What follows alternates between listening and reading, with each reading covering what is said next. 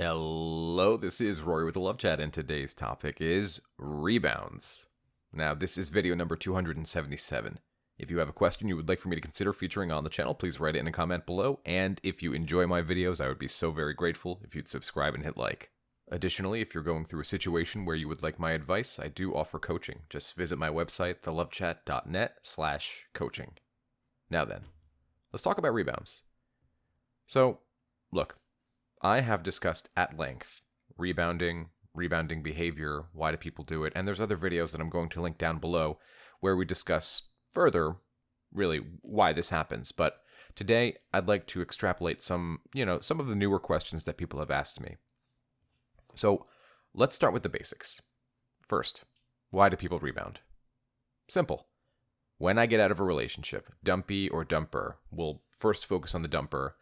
When I get out of a relationship, I am needing to do several things. First of which is to prove I'm single, right? So there's going to be a period of behavior where I'm just going out and sort of regressing, right? I'm focusing on new things that have nothing to do with being in a relationship. And those will be things like dyeing my hair, or hanging out with a new group of friends, or hanging out really late. Maybe I'm doing a lot of drinking or partying. And then after a while, the loneliness begins to set in. And so what I'll do is very quickly get into a relationship with someone else to offset that loneliness. I'm spending, as the dumper, a bit of time being very selfish. I'm not really focused on the behaviors and feelings of others. I'm really just focused on myself and what I want. So when I'm getting into that new relationship with that rebound, I'm not considering that if this doesn't work out, it's going to hurt them. I'm just acting because I'm trying to get away from the pain of the previous relationship. For the dumpee, they get into a rebound for sort of the same reason. They're trying to avoid the pain of having been dumped. So it's the same sort of behavior, but coming at it from the different angles of it. So on one end, you have somebody who's been dumped. On the other end, you have somebody who did the dumping. The dumper feels the guilt and the regret and did I make the right decision? And the dumpee just feels the straight up rejection and pain. And human beings, man, we do a lot of stuff to get away from pain. So that's really what's going on there. A common question that I'm asked within rebounds is if the dumper thinks about the dumpee while in the rebound relationship. And it's sort of a obvious but not obvious answer. Because yes, of course they think about you. The whole reason they're getting into a rebound relationship is to try to avoid the thought of you. So yes, right now at this moment you're weighing heavily on their mind. But they're also focusing on the new experiences that they're having with a new person because you have to understand it's novel, it's new, it's different, it's a different flavor I haven't tried before. So if I'm in a ice cream parlor, I should cut this part out, but I'm not going to. So if I'm in an ice cream parlor and I want to have chocolate and someone with me says, oh, come on, you always get chocolate, try pistachio. And I say, yeah, sure, I'm down for new experiences. But I walked in and I wanted chocolate, but sure, I'll try pistachio. Someone has guilted me into trying pistachio. Apparently I want ice cream. And I try it and I really like it. And I'm examining the texture and the flavor profile on, oh, it's crunchy and, all of these different things. But that doesn't mean I forgot about chocolate. It just means I'm experiencing something new. And part of what makes it interesting in this moment is the newness, right? Is the fact it's unexplored. But to that end, something can only be new when it's new. And when it is no longer new, then the novelty is lost. Because, okay, I've tried pistachio several times now. It's been explored. I figured it out. I know what I like about it. I know what I don't like about it. I enjoy the experience. And maybe now I'm kind of missing the original experience, right? The favorite experience. So you have to understand that when someone breaks up with you and immediately gets into a rebound, they're not fully emotionally available. And that's the point, right? That's what gives people hope in these types of situations. And as you all know, my default is to not have hope, and that it has nothing to do with chance. I'd like to separate the two very distinctly.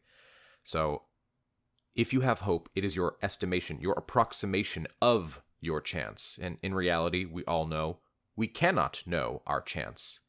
And ironically, having hope negatively affects your chance, because having hope means you'll act differently based on that hope. So, to summarize at least this part, yeah, of course they're thinking about you. But you want to be careful not to try and take that 1 inch and stretch it out into a mile. Another common question I'm asked is, can rebounds work out? And the answer is yeah, they can. But that doesn't mean they will. And you have to remember that they're more likely to fail than they are to work out. And people would ask, okay, fine, why? Well, because you're not starting a relationship on firm ground. That's like trying to build a house on sand. You just don't do it.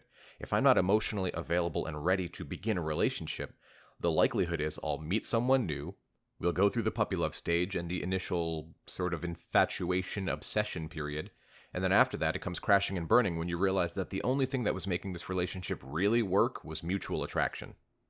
But, as we've learned many times, attraction alone is not enough to sustain a relationship. There also has to be commitment. There also has to be intimacy. And that is something you likely had with your ex. And so you hold that above the other person. Now, if you constantly badger them about getting back with you, or how upset you are that they're dating someone else, the likelihood that they come back to you is quite poor. This is because you're announcing yourself as someone who's not only available and, hey, you can have me at any time, but it also shows that you don't respect yourself. And you want to remember that in relationships, we like to see each other as equals, right? As equal partners in this investment. So if one person is doing all of the work, 90% of the work, and the other person's doing 10% or less, and you're letting them get away with that 10% or less, why should they respect you? If I have a child, and the child breaks something in the house that I told them not to break, or I told them to be careful, and they don't receive some sort of boundary punishment. In fact, instead of receiving any punishment, they receive a cookie. So I just reinforced their behavior that I didn't want to see. I reinforced an undesirable behavior. Of course I'm going to see more of it, because it's like, okay, I break things and you give me cookies, so why would I stop breaking things, right? That seems like the way to go. So obviously your ex is not thinking in those terms, but that is what's happening. They dump you, they get into a rebound relationship, you throw all of your sadness and grief and, oh, are we going to get together, and are you going to be with them forever, all of those different things at them, and then they realize, oh, okay, so you're still treating me like a celebrity, so I'm going to continue to treat you like you're a fan, because they want an equal partner, an equal partnership. But if we don't give them that, why would they stay? It's not attractive. It's not fun. It doesn't inspire courage or strength or romance in them if they are looking at you and thinking you are more like a child than you are a partner, an equal. And that's what I'm looking for. So rebound relationships can be scary because when you're going through a breakup, you're loaded with anger and grief and guilt and all of these different emotions that are really just messing with your head right now.